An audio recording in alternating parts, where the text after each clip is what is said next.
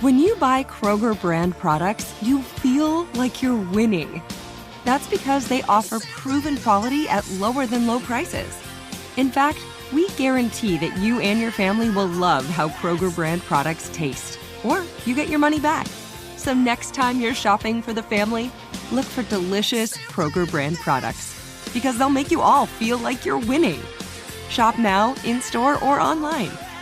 Bakers, fresh for everyone.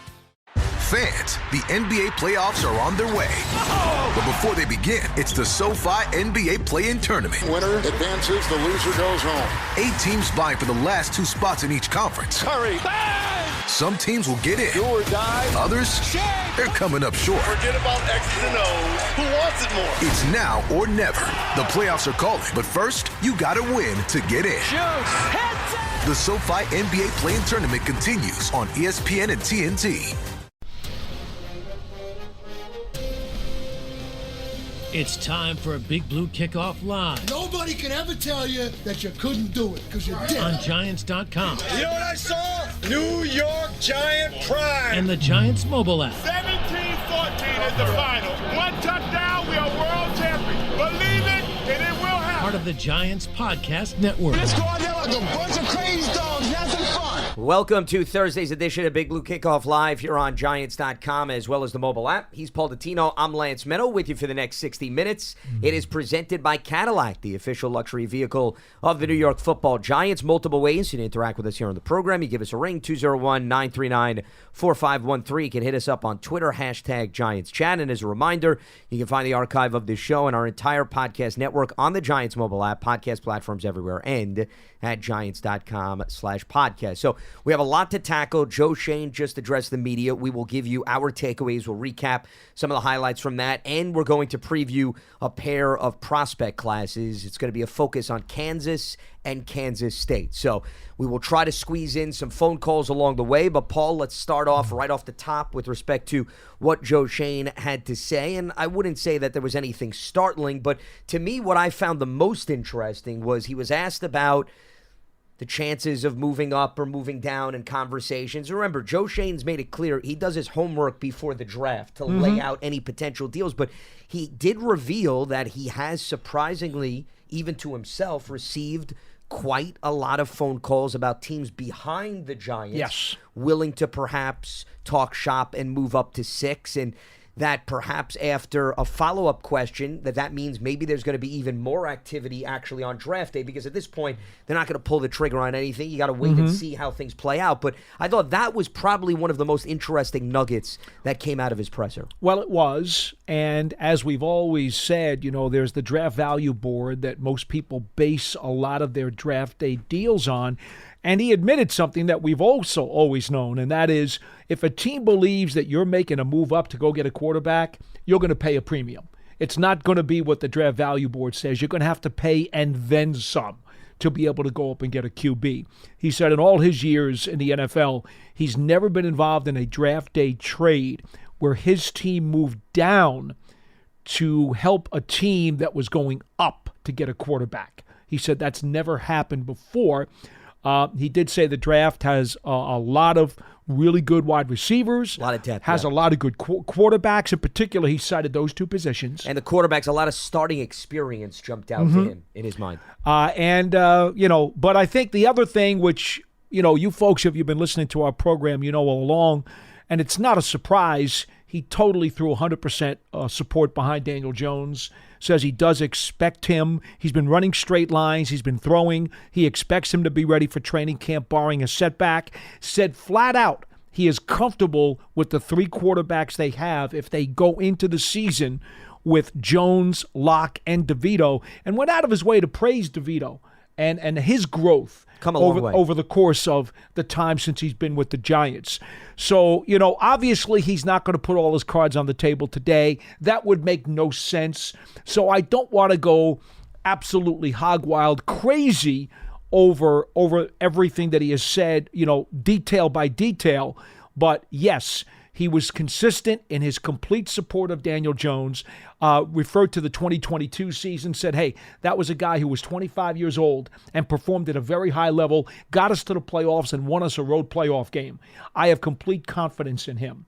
Also said flat out that the Rich Eisen comment on NFL Network about the Giants being done with Daniel Jones, and his quote was, not true. Well, and having buyer's remorse was also the quote that Eisen used that Joe Schoen had denied, meaning in the wake of giving Daniel Jones the contract. So have at it, folks. Again, I don't think anyone would have expected the general manager, even if he had some negativity to say. I don't think you're going to expect to hear that today anyway. But having said that, these are the facts. These are the things that he said. We're simply reporting them to you. And like you said, it's also important not to read so much into everything because Joe Schoen, and this was also another interesting part, he was asked about in the past that a lot of teams don't normally know what the Giants' game plan is going into the draft because Joe Schoen keeps a lot of things close to the vest. And he was asked, listen, is that part of strategy? Do you do that intentionally? And he goes, it's just how he goes about his business. The other thing to especially when you're higher in the draft at 6 as opposed to lower.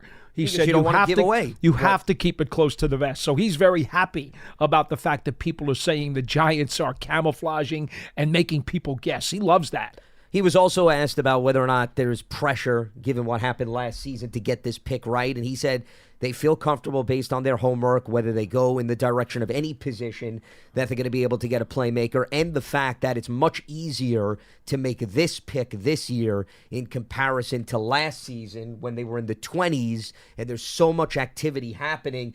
You put your board and okay, 5 or 6 players, if these 5 or 6 guys are off the board, they have an idea of who perhaps would be next in line. So he just compared both of the drafts, at least from that standpoint. But once again, go ahead. Well, I think the other thing you must consider, too, and he was very specific about this, and not enough people understand this. He said, quote, it's a good quarterback class. I think it's deep. He said, it's been fun getting to know these guys like we do every year. His comment, though, as he embellished, was that it's important to meet all these guys. You have a lot of people out there who are saying, well, the Giants have met with a whole slew of quarterbacks. That means they have to be drafting one, right? Well, not necessarily. As Joe Schoen said, that information can be important information for you down the road. Yeah. As you progress, you want to be able to go back to this initial interview and find out a lot about what that guy's made up of. So he's making it very clear that all these quarterback interviews does not and do not assume it's about this year. Those quarterback interviews, he said, that's a very special position. You want to compile as much info as you can because you may need it down the road. Well, case in point, for example, they signed Drew Lock this offseason. Bingo. So when Drew Lock was in his draft class, now Joe Schoen wasn't with the Giants, of course, but any intel that he got out of Drew Lock comes into play when you're looking through the free agency. And I'm sure that's the same thing that the Bills did when they went after Trubisky, when he got released by Chicago. Yeah. Now, speaking of the Bills, the connection that you were talking about in terms of moving up and how teams are not going to do you a favor if you want a quarterback, he was asked specifically about the Josh Allen trade, and he said Tampa Bay, they knew what the Bills were going to do, that the Bucs had an idea that Buffalo was moving up to grab a quarterback. So that is what he could tap into in terms of experience. He was also asked, when you look back at the Josh Allen evaluation, was there something in particular that Brandon Beane, the general manager, was wowed by? And he said it really wasn't one thing in particular. There were multiple factors. And that was asked as a means of comparison. Are you looking for a specific criteria or characteristic connected to any of these quarterbacks? Now, he was asked specifically about one quarterback in particular, Michael Penix Jr., and the injury history. He didn't want to get into specifics, but he did say that they had their meeting with the medical people on Monday and that they didn't lose as many people perhaps as previous years, so they find that encouraging. Now, he wasn't once again pinpointing any player, but he said the medical feedback was pretty positive that they didn't lose any of the guys because Joe Schoen said in years past, you got a bunch of guys you love. You speak to the medical people they cross them off, and you're like, they cross them off. He said they didn't lose a lot this year. Correct. So you can read into that however as you wish. Exactly. Yeah. But at least that was something that encompasses, of course, the quarterback class. And we'll get into a number of ins and outs with respect to what Joe Schoen had to say and hear from your takeaways if you had an opportunity to see it live streamed on Giants.com. In the meantime, speaking of the draft, let's try to preview a bunch of other prospect classes. And we're going to start our journey with the Kansas Jayhawks class. And to help us break down this group, we are joined by former Kansas running back. He now serves as the sideline reporter on the Kansas Radio Network, and that is none other than Brandon McAnderson. Brandon, you got Lance Medow, Paul Dottino here with you on Giants.com. Big Blue Kickoff Live. Greatly appreciate the time today. Hope all is well. How's everything on your end? Incredible, man. I'm glad to be joining you, and anytime I can talk about the Jayhawks to a bigger audience, I welcome it. Absolutely. Well, it's a pleasure having you on the program. We appreciate you making the time. So let's start with Kansas's top prospect, and that, of course, is edge rusher Austin Booker. He's got the length, he's got the athleticism, he's got the speed, and people I've seen even compare him to a basketball player in terms of his wingspan. With that being said, as you well know, Brandon, the sample size is minute. It's tiny because his first and only season with Kansas was this past year as he transferred from Minnesota. So where is his upside? How much of the surface has he scratched in your mind in terms of if you draft him in the NFL, what you can mold him into? Oh, man, he is a true sky is the limit prospect. Coming from Minnesota, he only played 25 games at Minnesota, or 25 snaps, I should say. So he was a complete unknown. This time last year in the spring, he was an intriguing player, but really not someone that we thought as a media staff they were going to rely upon. And boy, did he flip the script early. What you notice about him is the combination of length and power is very unique. Simply because 6'6" guys don't bend the way that this guy bends. He had so many impact tackles in the run game, and that's not that's not how you think about a lengthy defensive end in terms of where their production is going to come from. He's just a unique specimen, and what you see with him is I like the basketball reference because his ability to transition that length and quickness into power is unique. You'll see him bull rush some of the top tackles in the Big 12. You'll see him spin around them. You'll see him bend around them. I just think that once he learns an NFL system and learns what's required of him, whether that be, a hand-in-the-dirt guy or an outside linebacker that can drop and also rush the passer, you're getting a guy that, really could become anything. The guy that immediately comes to mind is Max Crosby, just because Crosby's ability to transition into power is unique. And I think Austin has a lot of those same characteristics, and a coaching staff is going to be very excited to get a chance to mold a player like that. Well, it seems to me, though, that because of the relatively few games that he's played at this level, you're going to have to be patient, right? Because this is not just add water and he's ready to go. He'll probably need some maturing and some grooming and obviously getting used to the power and the strength and the speed of the NFL game. I think, I don't know, correct me if I'm wrong, but you're going to have a little bit of patience with him, aren't you? I think you're going to have quite a bit of patience. He's not going to be a guy that could probably come in and hold up in the run game right away. Mm-hmm. I think he'd surprise you, though, because he's violent with his hands, and that length allows him to get separation. So I kind of see him as a player that you can bring along slowly in terms of keeping him in your building, keeping him on that practice squad. But he's also a guy you could call up, and he could cover kicks. He could be a situational pass rusher early in his career. He's a guy that could kind of help you in some other areas while he develops his position. So I think he's a guy that he's just a perfect, third, fourth, fifth round type candidate. He's not a boom or bust because you feel like his floor is going to be relatively high just because of his natural ability and his raw physical traits.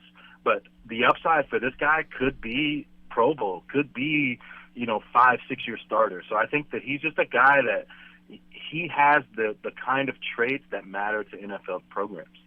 Well, speaking of the traits, I want to piggyback off of a point you brought up in this last response where, Brendan, you were talking about he may not be ideal in terms of stopping the run. Where have you seen his growth in that area? Because when you have length like that, you can be an asset if he can get into the backfield, and he did have 12 tackles for loss last season. So how far did he come along, or how did they utilize him in that regard this past season at Kansas?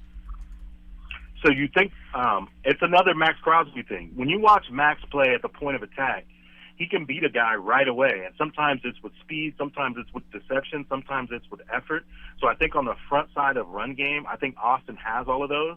But I thought where he really made an impact was on the backside of zone-type running plays where you're trying to seal that guy, or that's the cutback option. And the reason he's so good at it is because he's got a thirst for the ball, man. He's hungry. So when he's tracking it from the backside, his eyes are in the right place. And then when you look at him physically, his posture and pad level are just lower than what you would expect from somebody that stands 6'5", 6'6". So what it allowed him to do was transition into big-time power hits, even on smaller backs, which I thought was completely unique, especially for the type of size profile he has. But what I like about him the most is his ability to track on the backside, and then his ability to really detonate a guy when he has the opportunity. I think that was my favorite thing about him as a run defender, was that, he could really just hit a guy where you're like, geez, who was that? And you stand up and it's this 6'6" guy. You're like, what? Why was he down around his knees anyway? And his ability to lower his center of gravity and still be able to explode and make tackles. He's just a unique prospect that has that kind of takeover ability, but he's shown it in such small increments relative to some of the other prospects. But if you're a team that believes in your developmental program, you could get the top out of this guy. All right, last question about him before we move on. You've told us a lot about his on-the-field traits, but if you're going to have patience and develop a guy to reach his full potential, he also better have a lot of the intangibles, the work ethic, the desire, being a good teammate, and being, the coach's kind of player. How do those things fit into his profile? Because I suspect he's going to need to have those if you're going to show patience with him. Absolutely. I think that's just as much of a strength as his on-field. I talked about last spring, there was not a lot of expectations around him. He didn't even start that many games. He was a guy that would come in usually the second drive or usually that first early third down. He wasn't like a guaranteed starter. Even though you knew on the important downs he was going to be in, he never made a fuss about it. He wasn't a guy that was like, why am I not being featured more? He wasn't a me guy, and he had every right to be, and he just showed no signs of that. He was a guy that was really doing the work, and the reason he was behind in the spring was, one, he was learning a new system and he just got there, but two, he put on a lot of weight in a short period of time, and he was really adjusting to that part, and that's just a testament to his work ethic to kind of turn his body from more of a power forward type into a defensive end body style was really about his work ethic and how broad he is. You saw his lower body development, so I liked him because when he was the feature player, he didn't make a stink about it, didn't make a fuss. When he came out of the spring and wasn't a starter, he didn't let that discourage him. He capitalized on all his reps, and you see in the NFL, every defensive line has a 6 to 8 man rotation. So he's a guy that's already used to that from his college experience and just, doesn't do that. Well, and it makes sense early in his career to be a rotational guy, given the fact that he's only played 505 career snaps thus far, which is on the low side compared to other draftable prospects. All right, let's flip the script. Let's go to the offensive side of the ball. Guard Dominic Pooney, and he has experience, Brandon, at right tackle, and left guard throughout his career at Kansas and Central Missouri, where he played his first 4 years. And he's been a main starter the last 2 seasons. He played left tackle this past year. He was the left guard in 2022. So where do you see his best fit on the NFL level? He's a guy I'd love to see at center just because of his true size. I mean, he's a 6'5", 330-pound guy. But when you're next to him, he's rock solid. There's no belly. There's no love handles. He doesn't look like me. The guy looks like a real ball player. And then, when you're 6'5", 330 pounds, that's saying something. What I like about him is his versatility. His Central Missouri career was when he played, he was excellent, but he had some injuries. And he came in, he's another guy where the expectations were low, but the first day I asked about, hey, who's really popping on the field? It was Dominic Pooney. He came to Kansas in July, He was starting at left guard in August. So, it took him about a month to really take hold of the position. He basically played every snap his first year. Second year, he moves to a much more difficult position at left tackle, dealing with some of the top D-lines in the Big 12. And not only does he excel at it, he becomes a first-team All-Big 12 type player. Love his versatility. He's a worker. He has a worker mentality, and really is a team guy with so much athletic versatility. What's up? I'm John Wall. And I'm CJ Toledano, and we're starting a new podcast presented by DraftKings called Point Game. Everyone, please welcome Coach John Calipari. We're getting beat by 18. My first game in Kentucky, they're saying Cal's a bust. He can't coach. This is crazy. John Wall runs down the floor and makes a buzzer beater. Yep. You remember that, John? That's my first game win I ever made. Remember you said you never see me do that.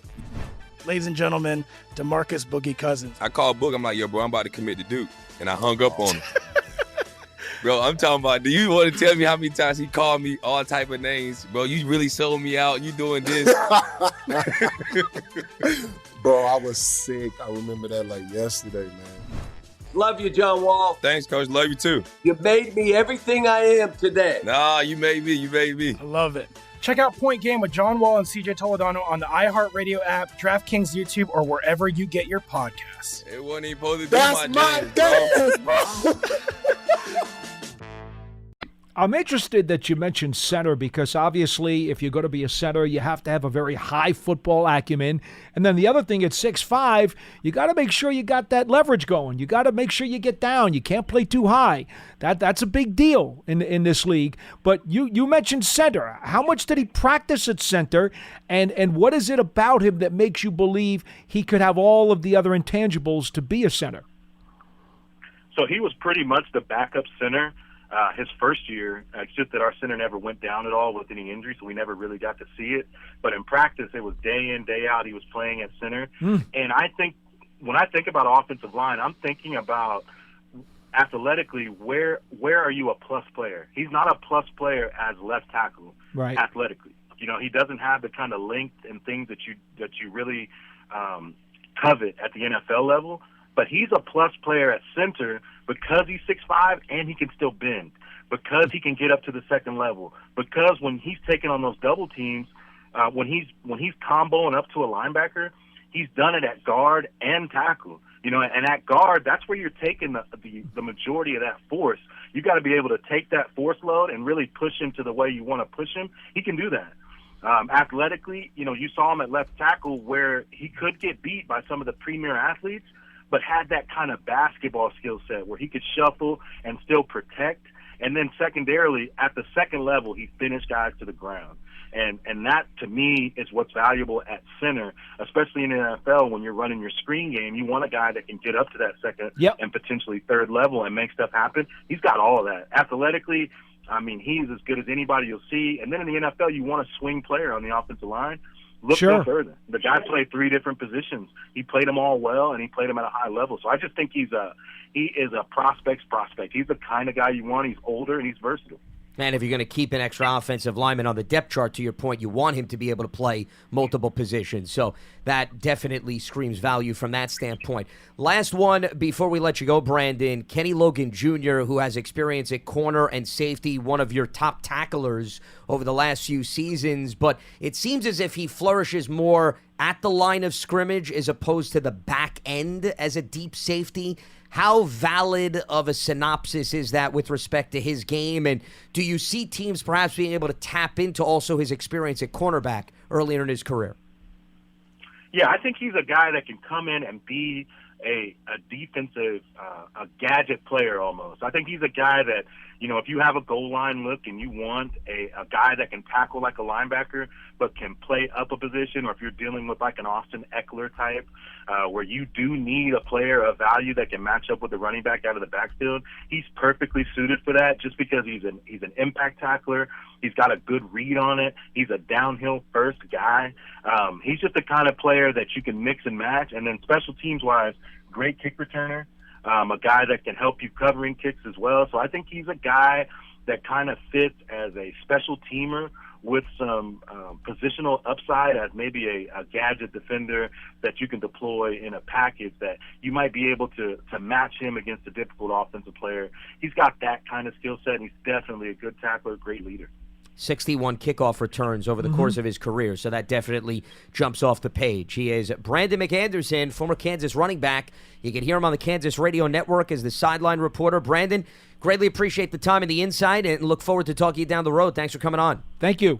Thanks for having me. Have a good day. Absolutely, you as well. Our pleasure. So a nice breakdown and synopsis of some of the Kansas prospects that could very well be hearing their names in the draft, as they have a pass rusher that is intriguing, because whenever a guy plays only 1 year of college ball, Paul, and puts up the numbers he does and has the measurements, you wonder, man, what could we get down the road if we roll the dice with him? Right. And to be honest, the thing that really intrigued me is what he said about Pooney possibly being a center. Yeah. There's so much value in that, and the fact that he practiced for a whole season as the second-string center, even though he didn't get into a game, you know, that's good, because that tells you that coaching staff believed in him enough that they would have used him in a game if necessary. So it's not like you're projecting him as a possible center. You know that his college folks believed in him as a center, which gives him that incredible amount of versatility and flexibility. Similar, I'm not saying identical, to Shane Lemieux, where they utilized him at practice as a backup center, the former Giants pick, even though he was solely a guard throughout the course of his career. Well, speaking of interior offensive linemen, that brings us to Kansas State. Their group of prospects, as we hear from Stan Weber, former Kansas State quarterback, who is the color analyst on the Kansas State Radio Network. Stan, you got Lance Medow, Paul Dottino here, Giants.com, Big Blue Kickoff Live. Greatly appreciate the time today. Hope all is well. How's everything on your end? Very, very good. Thanks for having me, guys. Well, it's a pleasure having you on the program, and as I just alluded to, we want to start with Cooper Beebe, who is quite the presence, but what impresses me the most is the amount of experience that he brings to the NFL, Stan, and you can attest to this, the fact that, you know, you don't necessarily get in college all the starting experience year in and year out. And going back to 2021, he's been a staple, whether it's a left tackle or left guard, and he's held up durability-wise. Where, though, fit-wise, do you see him flourishing on the NFL level, given he's been moved around a little bit? Well, I think, first of all, as you think of a player who can have a long career in the NFL, I think Cooper Beebe would fit that bill because, as you know, on game day, you don't have very many offensive linemen available, so the flexibility to do a lot of things is going to be very valuable throughout his career. If you want to put him in a position and let him be a starter for a long, long period of time, I think obviously saying that he's a guard gives you a heck of an advantage. He's played tackle. He started at right tackle back in 2020, then left tackle in 2021, and then he's played offensive guard, but been moved throughout a game. If a guy comes up nicked or something, a uniform issue or whatever, he moves out and plays tackle within a series. So, and he also obviously has practiced at center because of the flexibility. The offensive line coach at K-State, Connor Riley, said, hey, you need to work at center some as well. He didn't do it in the game, so you don't have game film on that, but he has that kind of flexibility. But I think in the NFL, you would really look at him as a dominant offensive guard more than a tackle. Yeah, I love his strength and his power, the ability to anchor and to get downhill, and he's one of those smash mouth guys, right? One of those guys that John Madden would have liked. Yeah, absolutely. Man, you just bring such smiles to my face saying John Madden's name and talking about the NFL. But absolutely, K-State wanted to play with a physical style. That's what they're about. Not that they don't throw the football. Everybody in college football at a big-time level has to do it. But K-State is one of the few teams that would run the ball more than they pass. That would be the plan to work with, and they try to lean on him. The capability, that physicalness that you're talking about is important to emphasize, but I don't want to take away from his movement because K-State did a ton of movement where he would be out on the edge in open field trying to make good blocks against linebackers, safeties, kick out a cornerback. So K-State moves their offensive lineman a lot. I don't want to make it seem like he's just a physical guard that wants to punch someone in the mouth all day long on the inside. That's not true. He definitely gets out on the outside and has the capability to move fast and connect on those blocks. But physicality, yes, he loves to hear that. Well, on that topic, though, if you were to assess his pass protection versus his run blocking, where do you see him having more room to grow, Stan, in either facet? Well, I think if you had to say, I would say in the pass blocking, because I do think the intricate style that K-State uses in the running game and the fact that he's played all the positions other than center in college as a starter for long periods of time, I think he feels very comfortable and would be ahead of most people in the running game. In the passing game, in the NFL, it's a different game, and you're just going to have to get used to that. It is not a cut down. Doesn't mean he's not ready or as good as other players that you're looking at in the draft. It's just that's the area, if you had to pick, where you'd have more growth. Well, I got to ask you now about another guy on offense, because I watched his practice workouts at the Shrine game and then watched the game and then went to the Combine and said, this Ben Sinnott has so much versatility and flexibility. He does a lot of things well. He may not be the best tight end prospect at individual type spots, but he does so many things well. A coach is going to love get their hands on him. And I've been hoping since the Combine that he could be a dark horse for the Giants to maybe grab in the 4th round. Here's the bad news. Supposedly, the reports have come out this week that he has visited with the Giants on one of the 30 visits, and now everybody's talking about him, and I don't think he's going to last that long. Tell me, am I wrong in my evaluation of him, and is he going to be a guy who is deserving of getting so much attention as he has in the last week? Well, you put some stress on me. I'm almost as if I shouldn't speak, so we want to keep this thing quiet, okay? No. Here we are talking with the New York Giants fans, right? This might get out. Now, Ben said it's a great story. First of all, you got to factor in where we are right here at K-State, just a couple hours down the road from where Travis Kelce plays football. And the Chiefs are the biggest deal right here. And so that tight end position is highly glorified around here. He's a kid who grew up in Iowa, Chiefs football country, and was a walk-on to K-State. Chris Kleiman is a guy who's from Iowa, the head coach at K-State right now, who had come from North Dakota State. He played for Northern Iowa. He loves Iowa kids. So Ben Sinnott walks on to the Wildcats program, and he just starts working and working up the ladder without a lot of fanfare. Not someone you would have talked about 3 years ago at all. Here's a guy now who's played 4 years at K-State, and he really just came onto the scene right at the end of 21 a little bit, and pretty much near the end of the 22 season, he showed this ability to play at a very high level. And then last year, he was targeted. He was a star player. Everybody knew about it. But he's been able to have that humble attitude of a walk-on and just working along with the flair and skill level that he's been able to show. And then when he went to the Combine, he scored unbelievably on the athletic side. I know. He exploded. Yeah. He wears a big elbow brace and, looks like a tight end. He's really good, but when he exploded there, that was just confirmation that this kid isn't a guy who's a walk-on. He's a superstar athlete for a tight end who has so much room to grow because he's gotten better. Guys, he is a guy who deserves any accolades you want to give him and say, hey, he's first-team All-Big 12 or whatever. He deserves that. But I'm telling you, he's kind of a little baby when you talk about the development. This is not a four-star he should have been a four-star recruit, but he wasn't. And so his freshman and sophomore years, his first 2 years there, he's just quietly working. And so he has a lot to learn to continue to improve his craft. And I just think he is a great prospect if you're able to take a guy who knows how to play at a high level. He's got very good hands. But what did we talk about with Cooper Beebe? Okay? He was lined up on that offensive line as well. So he's one of the few tight ends in the country who can go catch, and that's really his better thing, receiving the football. But he was demanded to play fullback, H-back, and line up on the line and block. I mean, block at K-State. So his physicality is good because he's had to play with it and that walk-on mentality, but he's really kind of an NFL-type guy who's going to flourish when he gets chances to run pass patterns. So really an exciting prospect with a lot of growth, I think, still there. Well, Stan, you mentioned his growth, and he's got plenty of room to still scratch the surface. I want to expand more on the blocking front because you said they utilized him as an H-back and a fullback. There's a distinct difference between a team asking a player to block versus a player having the desire to want to do that. So how would you assess where he walked that fine line? Even though they asked him to do that, his sense of energy and willingness to want to take part in that facet. Well, that's where those interviews really are going to be helpful as the Giants had with him. Because, if you watch a Rocky movie, Rocky's a little different in Rocky 3 and 4. He's a little fancier, has a different mentality than he had in Rocky 1. Sure. So I'm going to say, let's go back.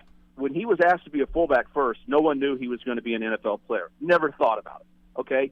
He's just a second-year guy at K-State, a walk-on, maybe someday going to earn a scholarship, and they have two backs in the backfield, and he needs to go in there and block. Let me tell you, he loved it. He loved blocking and being physical and making his way onto the field for the K-State Wildcats. So deep down, it's been no problem. He's definitely played and earned his way more as a fullback H-back. And then all of a sudden, Will Howard is the name that played at K-State and was a quarterback when K-State won a Big 12 championship 2 seasons ago. It might be the starting quarterback for Ohio State this year. That's the reason why I bring it up. Will Howard and he have a connection. They're great friends. And when Will Howard's starting to get the quarterback opportunity for Adrian Martinez, who transferred from Nebraska and now plays for the Birmingham Stallions, it's a small world here. When Will Howard came in and started throwing the ball, he started throwing the ball to Ben Sinnott. And that's when we got the opening up of, wait a second, this guy's a great receiver. He's working his way in the middle. He's catching the football, and he looks like an NFL receiver. So to me, it's kind of, where is he in the Rocky stature? I think of this guy who's going to block and love it and want to be a part of it. Now, I don't know if he's gotten so used to catching the football from Will Howard and playing that way at K-State that he only wants to catch passes, but I don't think it's a problem. He's come from a hard-nosed attitude around K-State football. It's a given. You don't block, you don't play. So, Stan, what you're saying is he's still rolling the tires down the alley then. He's still in that phase of Rocky is what you're saying. Yeah, I don't want to see him in too fancy a house. If you guys draft him, don't give him too much money up front, okay? Yeah, there's definitely... I loved Rocky. I loved Rocky 3. I'm just talking, he's a little bit softer. Sure. Then and may not want to block as much. I know. I like the film analogy. It's great. He's got a lot of upside. You got another offensive lineman over there, too, who is extremely versatile. KT Leviston, who I'm guessing his best fit is guard in the NFL, but you tell me based on what you've seen. Well, he's played tackle a lot, and so he can definitely give you a shot. And KT Leviston was not as renowned a couple years ago as Cooper Beebe was. K-State was very fortunate to have him come back one more year. They thought he might go pro last year, and all he did is step it up and become first-team All-American. Well, he lined up right next to KT Leviston. And I think KT Leviston really grew a lot. He's a smart kid, but he probably wasn't as willing early in his career to punch you in the mouth. He was having a good time being a college student. I'm not talking about partying. I'm just saying he didn't think about, hey, I'm going to be an NFL player. He was just working his way up the ladder. But when he was around Cooper Beebe this last year, guys, he stepped it up to another level. He's a prospect now that has a lot of growth. I think he can really grow a ton because he's got great athleticism. Mm-hmm. So he just needs to continue to get reps. He needs more reps. Just even though he started a season and a half, I know that's good, but there's so much more growth, and now he is so mature. He's just like you would expect graduate to be. When a guy comes in, and we had a big senior get-together for these guys just a couple of weeks ago, and all the old K-State players introduced them and said, welcome to our world. You're walking across the line. You're alumni now. And to see the talk about him that the coaches had and how much he's grown up and how he's taken care of his studies and everything in his life, he is a grown up and ready to roll. And so I think he's an interesting prospect. It won't be easy for him to stick in the NFL. It's not easy to be an NFL player, but he has a chance to pop and really do some good work. Stan, last player that I want to bring up is their edge rusher, Khalid Duke. It's interesting to me. His sack numbers dipped from, well, I should say they increased from 2022 to 2023, but his tackles dipped. I'm just wondering what that may be a product of and where you see perhaps his upside on the next level. He's definitely a player that you need to look at and look at the highlight tape and also look at his measurables, because he looks like the NFL player who should be able to play at a high level, okay? And that's the thing you got to focus in on, because some of his production may not match up with that, and then you go, uh-oh, question marks, is there a problem? Let me explain one thing quickly to the fans there. K-State has adapted to a new defense in his last couple of years that Khalid Duke had to play in, and that defense was a 3-3-5. It works well in college. It really puts these passing games into a bind, and there's all kinds of leverage points when you get into the details of, you're going to have 7 guys up at the line of scrimmage or 8 if it's a running play. But when you start with 6, where's the next 2 guys come from? They come from all over. But if you're on the defensive end position in the 3-3-5, guess what? When you look before the ball snapped, you're short on defensive players. So it's very likely you're going to get hit by 2 guys immediately. And they're going to double team you, and it's going to be the safeties and the linebackers who run through and get to make the tackle. Sure. So that's one of the things for Felix Anudike-Uzomah was a first-round pick for the Kansas City Chiefs. And that's one of the things they had to look at because the numbers weren't exciting for him rushing the passer and sacking the quarterback a ton because he constantly had to fight through double teams to get there. And he made a lot of plays and showed his ability, and that's what you got to see with Khalid Duke as well, is project. He didn't have tons of sacks throughout his career, but, man, when you look at his body type and what he can do, the potential's sure there. I'm optimistic that he's going to be a really good NFL player, but playing a defensive end in that 3-3-5 just covers you up a little bit more. They got 2 guys on you all the time, so you don't get free runs around the end very often.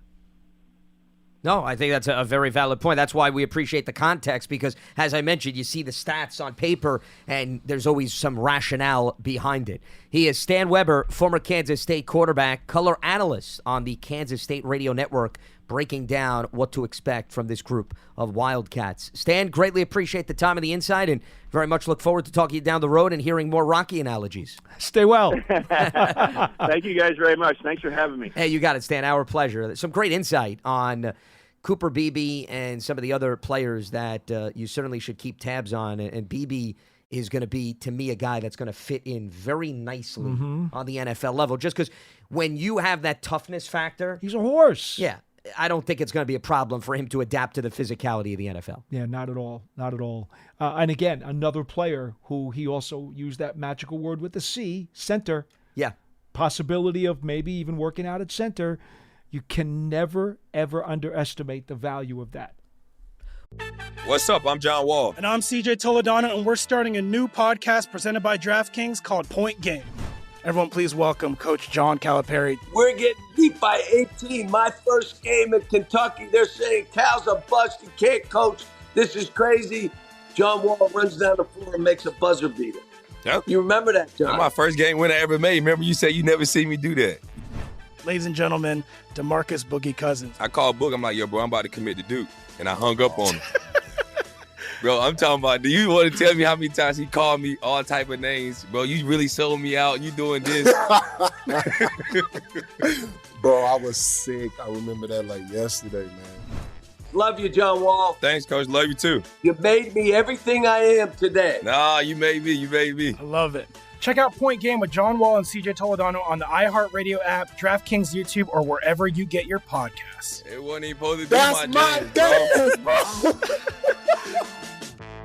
Well, that's why when I had Stan first on, I was asking him about, look at this. He had 7 starts at right tackle, 1 at left guard in 2020. Then he's the full-time starter at left tackle in 2021, the last 2 seasons at left guard. So he even mentioned during a game, if they would lose an offensive lineman and Beebe was more comfortable kicking out or moving around, they'd move Beebe. Now, I'm not saying, Paul, we know this from watching the Giants. It's not necessarily what you want to throw a young guy into, but in the blink of an eye, if you do come across injuries and you know all of the positions that he was thrown in at college, that to me makes him even more appealing to draft him. I don't think there's any doubt that he will be one of that next cluster. You know, we're going to see a bunch of tackles go early in the first round, and then there's going to be that second cluster. He's going to be right in the middle of that. Well, that's why starting in the second round, third round, I'm sure Beebe's going to be on the radar of a number of teams. But this is why people have been saying, and we've told you since the Combine, that there are plenty of legitimate make-it offensive linemen in this draft. It's kind of ironic, you know, the Giants needed offensive linemen after last year, and they went out and they wound up buying a whole bunch of veteran guys who I think they believe are going to be immediate plug-and-play guys. See, that's the one thing. These are still college players. They have to project. They have to grow and mature and be groomed. You would have to be more patient. I still think it would actually be advantageous for the Giants perhaps to potentially, at some point in the draft, to address the offensive line and to take another prospect. I don't think it necessarily has to be first or second round or even third round. But It's so deep at the offensive line in this draft. You can get a guy in the 4th round who's a legitimate piece of clay that, you'll redshirt him for a year. You don't need him to play this year with all the veterans you signed. Well, but remember, you don't know who's going to stay healthy well, for the rest of the season. No, I'm not trying to jinx anything, Paul, but, let's face it. Mr. Jinx, right here. No, it's not. It's the reality. No, you have to, listen, any GM that feels optimistic about their offensive line still has to go into the year saying, we're going to lose somebody. No doubt. We're going to lose somebody for a section of games. That's why, and also when you look at the backups, I would say there may be even more urgency, Paul, I would argue, to draft an interior offensive lineman. Because here's the thing. Azudu and McKeithen, how many more seasons do you want to go in saying this is going to be the year they're going to stay healthy? Okay, there's going to be year 3 for the both of them. You just don't know. So I know. That I get right it. there. Okay. I get it. Austin Schlotman, okay, he's a veteran, but he's not necessarily a long-term guy that's going to be on the roster guaranteed. So, those are your 3 secondary interior offensive linemen. Stinney is interior also. But that's correct. Yeah, Aaron Stinney. He went from Tampa Bay. No, he has a lot of starting experience too. A lot of games. Whether it be with Tennessee or so, Tampa Bay. They've got numbers.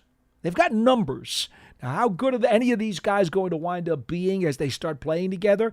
None of us know the answer to that, but they certainly have numbers. They do, but also we're looking at numbers now, and then what happens is you get through training camp, you lose a guy Matt Nelson, too, on the outside. Matt Nelson, correct, is part of that third tackle mix, if necessary, that they decide he's going to be out there. I guess I was focusing more on the interior. And he started guys. Some games, too. He did, but I'm looking more at the interior, center/guard, and that's why, when we're having the conversation about Cooper Beebe. Now, to your point, do you necessarily have to take somebody in the 2nd round? Maybe not, but hey, if you really like the prospect, there's room for somebody to come in and be a security blanket insurance policy on this team, because as good as these guys are in terms of the experience factor that you mentioned, there's no guarantee they're going to play all 17 games. And you can't operate and like we've that. seen guys drop like flies in this training camp at many a times at different positions, including the offensive line. Well, we've seen, whether it be with the Giants or other NFL teams, Paul, where you go in, and right now it's easy to have this conversation. There's no contact, right? In April,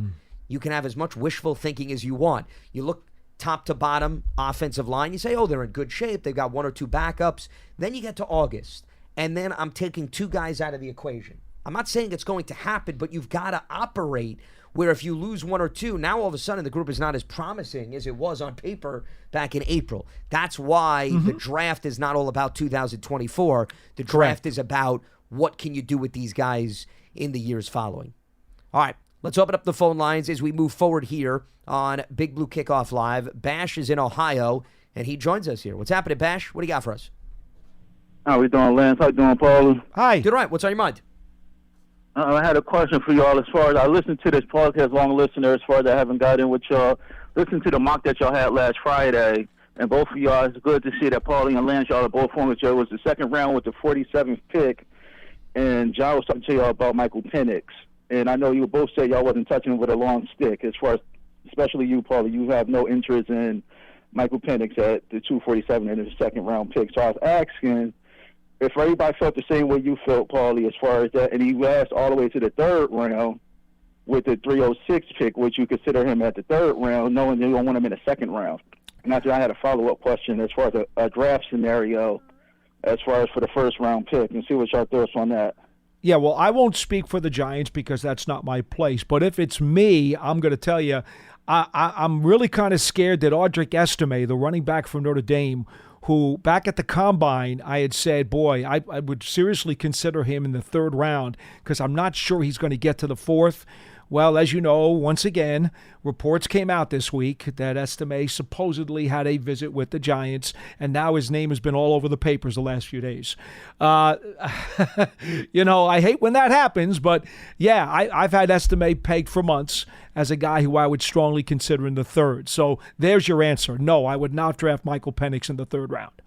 I would. I'd consider him in the 3rd round. I have no problem with that. I mean, my concern about Penix is just the durability, the injury history. I think he's got a really good skill set, and he's got a strong arm. So, I mean, 3rd round and later, I think that that's solid value where I would absolutely entertain him.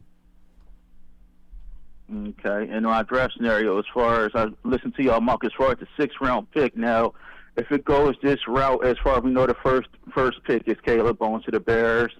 and Washington is going quarterback as far as that, and Patriots stay fit and take quarterback, and now you have the Cardinals and Chargers sitting there 4-5, and we just heard reports that the Cardinals is looking for 3 first-round picks for their third picks for someone to move up for a quarterback. So say they stay fit and the Vikings don't trade with the Cardinals, and they take Marvin Harrison Jr., and then Chargers sitting there and nobody trades with them, and they take Neighbor, and we're sitting there at 6, where we have JJ on the board, Rome or Doomsday on the board. What are we looking at as far as that possibility? Are we considering trading down with the Vikings still trying to move up as far as the 6th spot? What would y'all think in that scenario with the 3 quarterbacks and then Napier and Harrison both off the board at 6, and we're sitting there at 6 with JJ and Rome sitting on the board? Well, I mean, you threw us in 75. There's a lot there, but I'm trying to digest. You don't need to prod me twice to take Rome Odunze. Okay, I don't need any time to waste by getting that card up to the podium. I'm taking Odunze. Now, I will say this. You have to do your due diligence, and the general manager, Joe Schoen, has already said he's gotten a ton of calls from people behind him interested in that 6th pick. So, yes, you'd have to field those phone calls and see if somebody makes you a Godfather offer that you can't refuse to move down. My inclination would be to run the card up for Odunze, but I would certainly listen to the phone calls and probably take the duration of my time just to make sure that somebody did not give me the keys for Fort Knox because they wanted to go up and get a quarterback. Well, it actually relates to what Joe Schoen was talking about earlier, which you're hitting a little bit on, because he had mentioned there's 2 sides of the equation. You have to listen to what other teams are willing to offer. And then you also have to ask yourself, how far down are you willing to go, in which you would then perhaps miss out on other guys that are relatively high on your board. We know who those teams are, though. I mean, we could logically tell you with 11, 12, and 13, those are the 3 teams that are probably the most hungry to move up to go grab whatever quarterback is left on the board. Well, but that also, from Joe Schoen's perspective, he may say, that's too low. 6 spots. Yeah, he may lose say out on 6 potential He players. might just say, you know what, forget this. It's not worth That's it. too far down. Yeah. I'm not going. And he could do that too. And Paul, you and I have had conversations. My feeling is, unless they're giving you unreal assets that are going to blow you away, right? If there's conviction in the room and you a love Godfather a player, offer, you take the player. We're on the same page here. We are totally on the same page. I don't think it's worth, for one additional pick that you may get a year or 2 down the road, I don't see why that's worth passing up on a player you really like. Yeah. Now, Minnesota's the interesting one because I think they have 11 and 23 in this year's draft. And, look, I'm not telling you anything you haven't already heard.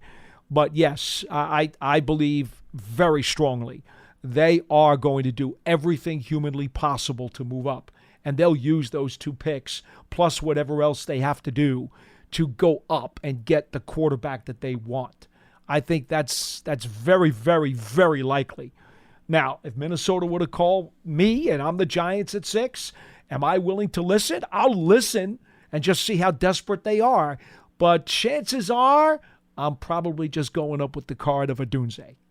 Yeah, I'm with you. To me, if you love a player and you feel that that player has separated himself from the rest of the pack at a given position, once again, being enamored with grabbing an additional pick here or there, I don't see why that should now get in the way of you taking a player that could come in and help you immediately. Now, with that being said, and we appreciate the phone call, Bash. Thanks for giving us a ring. Joe Schoen was also asked about how he would assess the roster, and he did say he doesn't think going into this draft, Paul, that they're 1 or 2 players away from being a finished product, meaning they need to address on various both areas. Offense and Correct, defense. on offense, because he was asked about, with Shane Bowen coming in as a new coordinator, is there more thinking about, okay, you got to help the newer coordinator because he hasn't been here and you want to get him the resources and the assets, and he goes, well, when I look at the roster, given we're not 1 or 2 players away, I can argue we can help the defense as much as the offense, vice versa. Now, does that then change Joe Schoen's thinking in saying, well, I'm more willing to move down because I don't think as good as the player may be that we take at 6, he alone is not going to come in? I don't know, but my response to that would be, I would still lean towards the player because, once again, if you're not 1 or 2 players away, what could the guy do for you in 2025? What could the guy do for you in 2026? You still got to think that way, Paul. Okay, so maybe he doesn't put on the cape and save the day now, but what could he do to help your team in the next 2 to 3 years down the road? You can't dismiss that when evaluating a player. Like I said, it would take an absolutely Herculean offer to make me move at that spot if I truly believed that the player on my board and the guy who I've got penciled in on the card is the real thing. And I don't know anybody who has said that Harrison, Odunze, and Neighbors are not the real thing. I've yet to run into one person who has said to me they will not be a big-time star, impact player, difference maker in this league. I haven't come into play with one doubter, not one. Well, that to me, I can have, that's the kind of confidence you have to have. I've said this for years, pound your fist on the table kind of guy. Is Odunze a pound your fist on the table kind of guy? From everything that I've heard and that I've seen, that I've studied, yeah, he is one of those guys. Well, and that's why, especially when you combine that with playmaker and the need for the Giants, it's hard to give that up. It happens to fit their need. Yeah. Oh, by the way, Joe Schoen also repeated what we've said on this show again, where he said, we need to score more points. That was an exact quote. Absolutely. From Joe Schoen yes, during he the did. press conference. Yes, he did. Okay. He said, and he also, by the way, he did say that Slayton was not here, but that he's had conversations with the agent. They get along very well. He likes him, and that this is a voluntary spring session, and that it has no impact on his draft at all. He also went on to say, with the wide receivers in the room, we do need to score more points, and an additional player that could help us do that would be welcome. There's room to add another Absolutely. player. That was essentially because he sort of said you got Jalen Hyatt taking the top off the offense and the defense, You got Wan'Dale Robinson in the slot. He was going piece by piece, but it didn't spell out to say, oh, no, we have no room for anybody else. Also, I'm glad you went with personnel, because the one thing that we didn't talk about off the top that I want to get to here before we try to squeeze in maybe another caller or two is Darren Waller was addressed by Joe Schoen too, okay? We didn't get to that item off the top because we had so much to squeeze in. So he said that they have no definitive decision as of yet from Darren Waller. They've been in communication with Waller and his agent, Drew Rosenhaus, and they are being respectful and giving him the time to still think things through. There's no deadline. They didn't give him a deadline saying they need to know by the draft because they, once again, respect who Waller is. And they also said that there's been no conversations about extending Waller's contract in terms of financial flexibility or whatever it may be within the cap because they recently worked out a new deal. So those were the items that at least he addressed with respect to Darren Waller. No closure on that front, and in all likelihood, there probably won't be any closure until after the draft, at least based on what Joe Schoen was throwing out there to the media. I would agree with that. All right. Well, with that being said, it doesn't look like we're going to squeeze in anybody else unless you have anything else. Time has run out. Okay, time has run out. See, the clock was expiring. There may not be a deadline for Darren Waller, but there's a deadline on this show. Well, my stomach says there is because I'm hungry. Oh, so that's the rationale why we're wrapping up shop. Okay. Well, I looked at the clock. Well, Pearson then seconds you from that front. Well, listen, we managed to get in everything we wanted, though. Yes, we did. Joe Schoen recap, 2 teams worth of prospects, and we'll be back as our normal business hour calls for at 12:30 p.m. Eastern on Friday to continue Giants talk here on Big Blue Kickoff Live. A few reminders, though, that I will definitely squeeze in before we wrap up the program in terms of our program. The Giants Huddle podcast, you can check that out on your favorite podcast platform. You can also go to giants.com/podcast. As we look ahead to the 2024 season, you can take your fandom to the next level. Season ticket memberships, stay connected to the club all year round, not just on game days. Memberships are now available for the 2024 season. To learn more about all the exclusive member benefits, you can visit giants.com/tickets. Limited inventory is available. And the Giants official connected TV streaming app, Giants TV, it brings you original video content and game highlights on demand and direct to Big Blue fans. Giants TV, it's free. It's on Apple TV, Roku, Amazon Fire TV, and the Giants mobile app.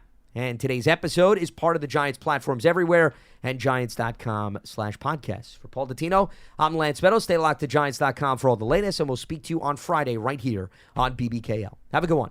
You ever get that feeling like the concrete jungle's closing in? You crave wide open spaces, the chance to chase your own dinner, or just breathe clean air. Well, listen up. There's a whole world out there waiting, and finding your piece of it just got easier. Head over to land.com. They've got ranches, forests, mountains, you name it. Search by acreage, price, location. They've got it all. No matter what kind of wild dream you're chasing, land.com can help you find the ground to make it a reality. So quit dreaming. Head over to land.com, find your open space, and get out there. Hey, have you ever used Cheapo Air? For years, and I really like it. With Cheapo Air, you can book online, use their app, or even over the phone. They've got great prices on over 500 airlines and millions of accommodations. They're my go-to for travel planning. And if you join their Club Miles program, you can earn points to save on the cost of your travel. Book on the app, and you get double points. Sounds like it's time I tried Cheapo Air. Call Cheapo Air at 855-247-3279 or visit cheapoair.com/podcast.